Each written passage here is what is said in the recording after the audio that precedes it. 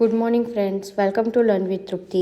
આજે આપણે standard 7 science chapter number 3 animals fibre wool and silk વિશે શીખવાના છે. Introduction. Animal fibres are natural fibre obtained from animals.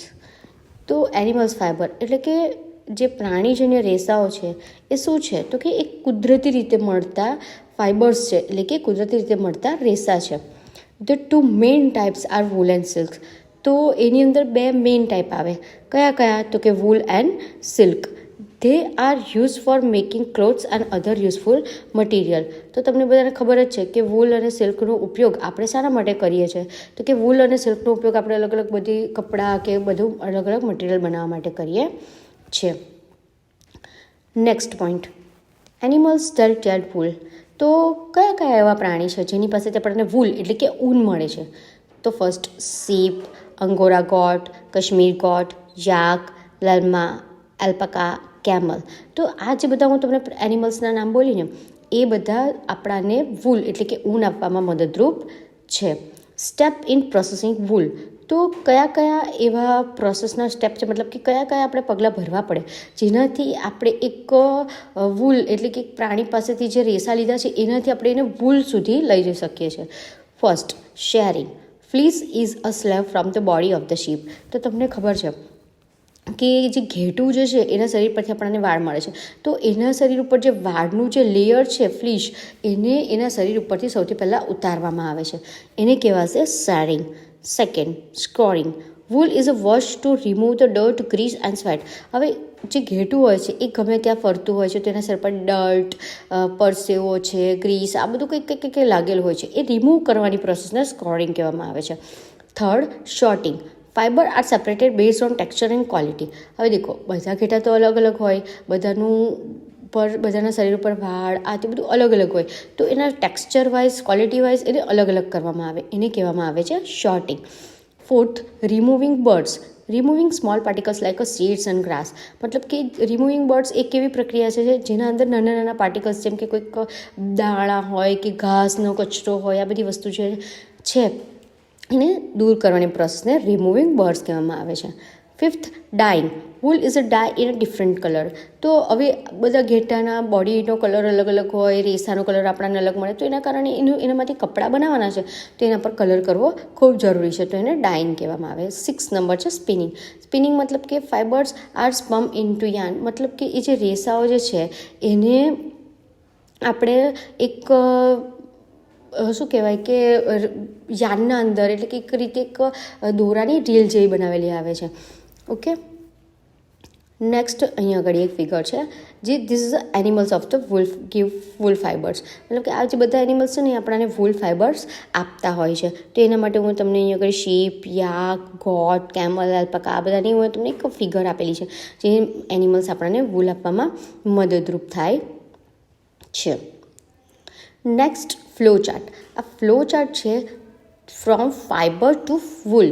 મતલબ કે એક રેસામાંથી આપણે વૂલ સુધી કેવી રીતે જર્ની પસાર કરીને જઈ શકીએ છીએ એનો એક ફ્લો ચાર્ટ આપેલો છે જે આપણને શોર્ટકટ મેથડથી લોંગ ક્વેશ્ચન્સમાં પણ યાદ રાખવામાં ખૂબ મદદરૂપ થઈ શકે છે. First, shearing. Second, scouring. Sorting, removing birds, dyeing, spinning and weaving and knitting. Weaving and knitting એ શું છે? તો કે કોઈ પણ દોરાના અંદરથી જ્યારે કોઈ કપડ બનતું હોય તો એની એક ગૂંથણનો એક પ્રકાર છે જેને વિવિંગ કે નીટિંગ આપણે કહી શકીએ છીએ. Next point, uses of wool. Wool is use for making sweaters, coats, jackets, clothes, shawls, carpet and blanket. હવે તમને બધાને ખબર જ છે કે આપણે ઊનનો ઉપયોગ ક્યાં કરીએ છીએ? તો કે મેઇન તો આપણને વિન્ટરના અંદર, શિયાળામાં શાલ, જેકેટ, કોટ આ બધી વસ્તુ જે આપણને ગરમ રાખે એના માટે આપણે વૂલનો ઉપયોગ એટલે કે ઊનનો ઉપયોગ કરીએ છીએ.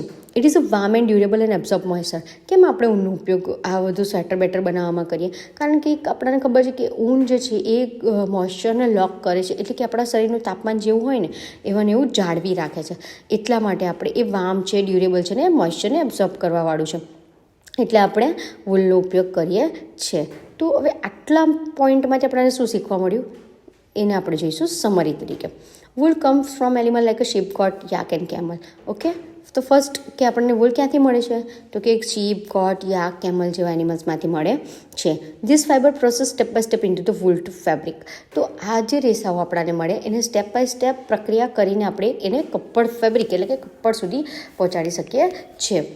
Wool is important natural fibre used clothing and textile. હવે તમને ખબર છે આ વૂલ છે ને એ પણ એક બહુ ઇમ્પોર્ટન્ટ ફેબ્રિક છે, મતલબ કે નેચરલ ફેબ્રિક છે, એટલે કે કુદરતી રીતે મળતું છે, જે આપણને કપડાં બનાવવામાં ને બધું બનાવવા માટે બહુ જ ઉપયોગી થાય છે. Next topic, life history of the silk moth. હવે આપણે જોઈએ ફ્રોમ કોકોન ટુ સિલ્ક, મતલબ કે એક સિલ્ક કેવી રીતે, સિલ્કનું કપડ કેવી રીતે બને છે એની આખી પ્રક્રિયા જોઈશું આજે આપણે. Introduction. Silk is a natural fibre obtain from the cocoon of સિલ્કવોર્મ.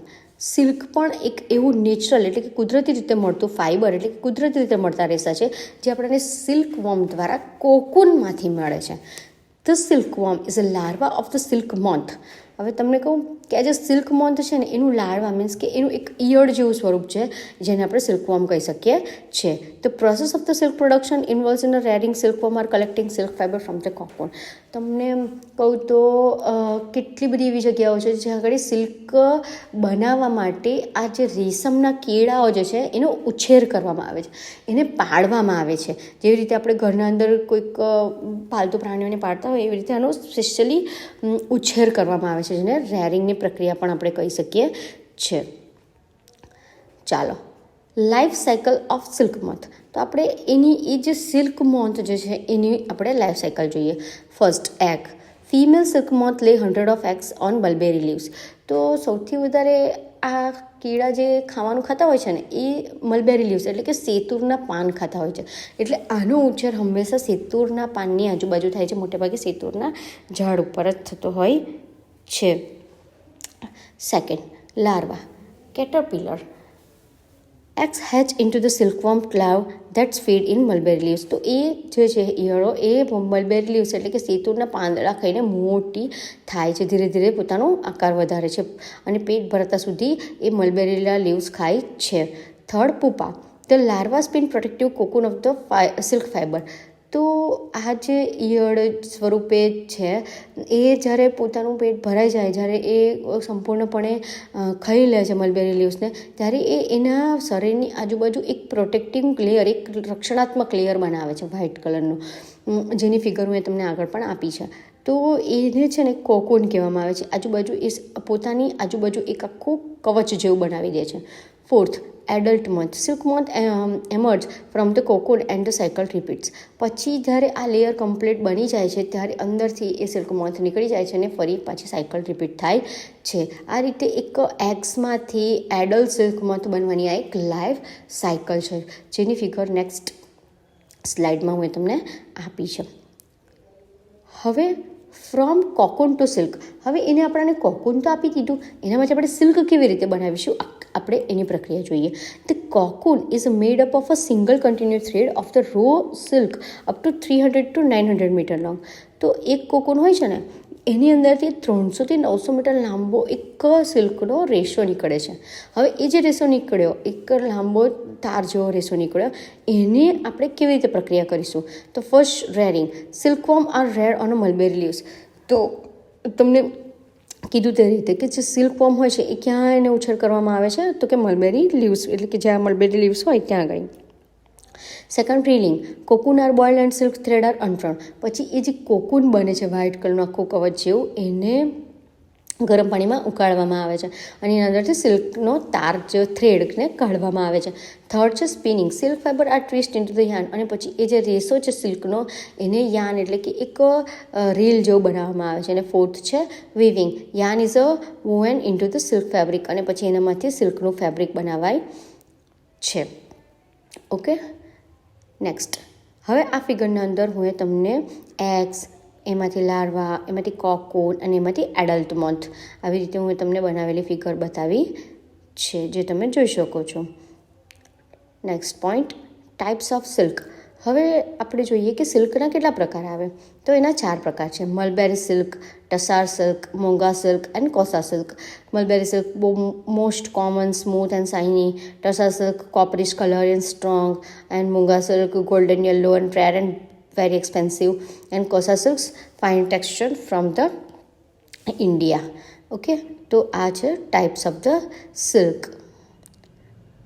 Next slides, એના અંદર હું તમને કોકૂન બતાવીશ. આ ટાઈપનું કોકૂન બનતું હોય છે.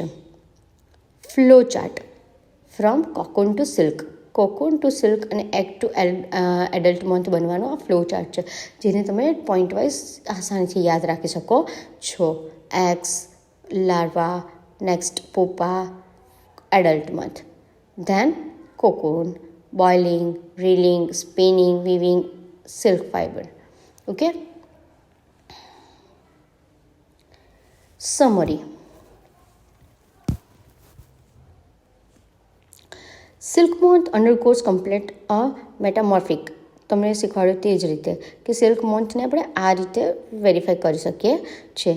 Silk fibre is obtained from the cocoon of the silkworm. એટલે કે આ લેસનથી આપણને શું શીખવા મળ્યું? તો નોર્મલ હું તમને જે જર્ની બતાવી એ જર્ની સિમ્પલ અહીંયા વેરીફાઈ કરેલી છે. એન્ડ સેકન્ડ કે સિલ્ક જે છે એ આપણને કોકૂન દ્વારા સિલ્કવોર્મમાંથી મળે છે. Silk is soft, shiny, valuable in textile industry.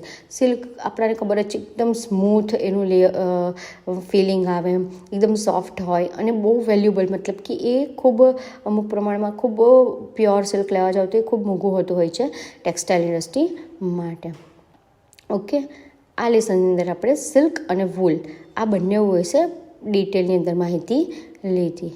જો તમને આ વિડીયો ગમ્યો હોય તો લાઇક, શેર એન્ડ સબસ્ક્રાઈબ કરવાનું ભૂલતા નહીં. ઓકે, અને મને કોમેન્ટ કરીને તમને કયો ટૉપિક વધારે ગમ્યો એ જણાવશો. નમસ્તે.